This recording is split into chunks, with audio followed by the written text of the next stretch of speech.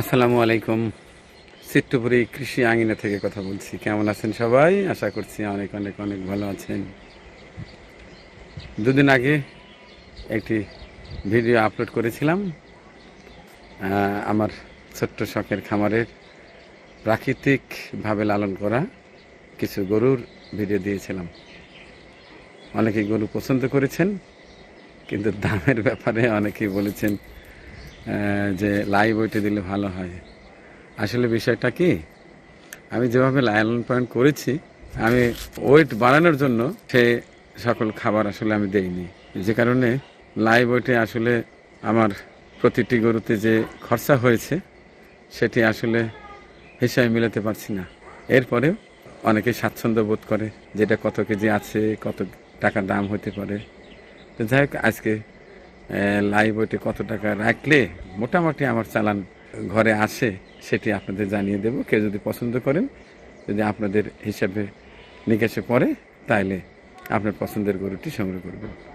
আমি ওই পাশটায় যাব, যা গরুগুলো একটু দেখাবো এবং রেটটা জানিয়ে দেব। তার আগে আমার এই পাশটায় যেটা সবচাইতে আমার বেশি পছন্দ, সবজি, যেমন শসা, এই যে চাল কুমড়া, কাঁচামরিচ, পেঁপে, হ্যাঁ, এই সাইডটা একটু আসছে, একটু এক ঝলক দেখে তারপরে ওই পাশটায় যাব। এই পাশটা পুকুর পার, কিছু করলা গাছ আছে, এরপরে চাল কুমড়া আছে। এই যে দেখুন কি চমৎকার চাল কুমড়া, একেবারে বিষমুক্ত। আমার কৃষি আঙিনাতে যেরকম বিষমুক্ত সবজি আমি চাষ করি, ঠিক আমি চ্যালেঞ্জ করেছিলাম যে আমার গরুগুলোকেও একেবারে খাঁটি অর্গানিক খাবার খাইয়ে গরু রেডি করব। তো এখন বিষয়টা হচ্ছে, এই যে বিষ ছাড়া সবজি চাষ করতে যেরকম ফলন কম পাচ্ছি, ঠিক উল্টাপাল্টা খাবার না খাওয়ার কারণে আমার গরুগুলো যে ওইটা বিক্রি করব, সেটি বিক্রি করে আমার চালান ঘরে আসবে না। চাল কুমড়াটা উঠান তো ভাই।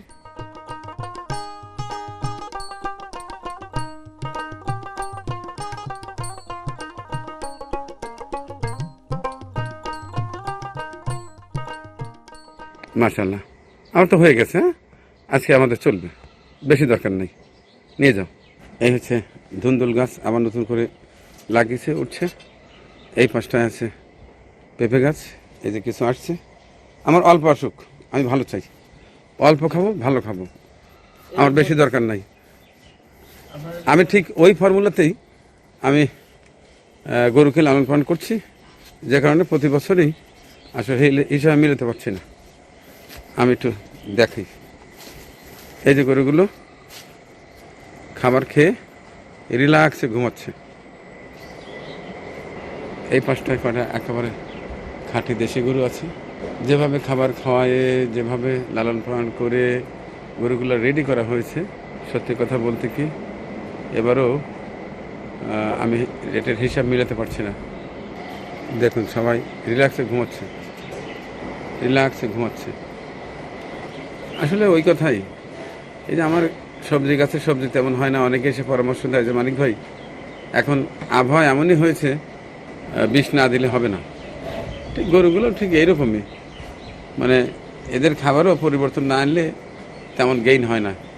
কিন্তু আমার একটা চ্যালেঞ্জ ছিল, আমি দেশি খাবার খাওয়ানোর পরেই যে যতটুকু হয়, আমার যারা দর্শক শ্রোতা আছে, তারা যারা আমাকে বিশ্বাস করে, তারা ঠিকই এটা বুঝবে এবং নেবে।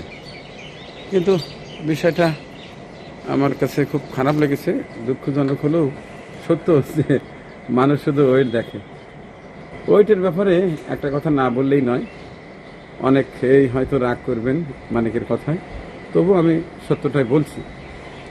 যেমন আমরা বাজারে যখন যাই, মাছ মাংস যেটাই কিনি না কেন, ওয়েটে বিক্রি করে। উদাহরণস্বরূপ ধরুন আপনি চিংড়ি কিনবেন, দেখবেন যে চিংড়ির ওয়েট বাড়ানোর জন্য কিছু জেলি দেওয়া হয়েছে। জেলি দেওয়ার উদ্দেশ্যই হচ্ছে ওজন বাড়ানো, অর্থাৎ আপনি ওজনে নিচ্ছেন, এনিহাউ ওজন বাড়ানোর চেষ্টা করা লাগবে। কিন্তু আমি তো আসলে ওই লাইনে যেতে চাইও না, আমি যাবও না কখনো। এই পাশের গরুগুলো অলরেডি বিক্রি হয়ে গেছে। এই পাশে যে গরুগুলো দেখছেন সবগুলো বিক্রি। এগুলো যারা আমাকে চেনে, এর আগে নিয়েছে, তারাই আগেই বুকিং করে রেখেছে। এই যে যে হলিস্টিয়ান ফ্রিজিয়ান আছে সেটি প্রায় 700 কাছাকাছি, 670 প্লাস হয়ে গেছে। এটা আলোচনা সাপেক্ষে এটাও বিক্রি করে দেবো। তো আমি ভাবছি সবগুলোই একবারে ফ্ল্যাট একটা রেট করে দেবো। আমার এবছরেও আমাকে লসে গুনতে হবে। এই যে আলাল দুলালের ওয়েট আছে 800। আমি কিন্তু এটার অনেকে দাম ভেঙে দিয়েছিলাম যে 480, অর্থাৎ 4,80,000, সেই হিসাবে 600 টাকা কেজি পড়ে। তো এতেও অনেকের আপত্তি। এছাড়া ওই যে লাল গরু, এই যে একটা পিওর দেশাল, এই পাঁচটা দেখুন কি চমৎকার ভঙ্গিতে বসে আছে, এগুলোর রেস্টে আছে। আবার এই দেখেন এই পাঁচটা কটা হলিস্টিয়ান ফ্রিজিয়ান, এগুলো মাশাল্লাহ দেখুন শোয়ার ক্যাটাঙ্কি। আবার এই যে রাজকুমার, এগুলো বিক্রি হয়ে গেছে। আর প্রতিটি গরুই মাশাল্লাহ খুবই ভালো আছে। আবার এই সাইডে এগুলো বিক্রি হয়ে গেছে।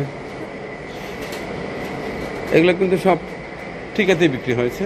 দেখুন সব রসগোল্লা, এই দেখুন আমার খামারের গরুগুলো, এগুলো অলরেডি বিক্রি হয়ে গেছে, ঠিকাতে বিক্রি হয়ে গেছে। এবং রেট শুনলে আপনারা একটু মজাই পাবেন যে যারা নেবে তাদেরকে বলছি আপনারা নিয়ে যেটা রেট হয় দেবেন। আমার প্রিয় কিছু মানুষ আছে যারা গত বছর নিয়েছে, এই যে এগুলো বিক্রি হয়ে গেছে, সব বিক্রি হয়ে গেছে। এবং যারা গত বছর নিয়েছে এগুলো ঠিক তারাই নিয়েছে, এবং রেটের ব্যাপারে কোনো কথা নেই। বলছে যে মানিক ভাই এই গরু আমার জন্য পাঠায় দেবেন। তো তারা তাদের বিবেক অনুযায়ী টাকা দেবে। আমি কারোর সঙ্গে রেট নিয়ে বার্গেনিং করি নাই।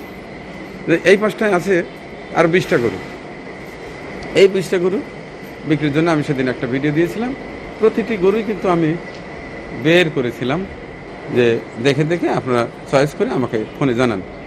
সবারই একটাই কথা যে ভাই লাইভ ওয়েট কত। তো লাইভ ওয়েটে আমার বিশ্বাস করা না করা সেটা নিতান্ত আপনাদের বিষয়।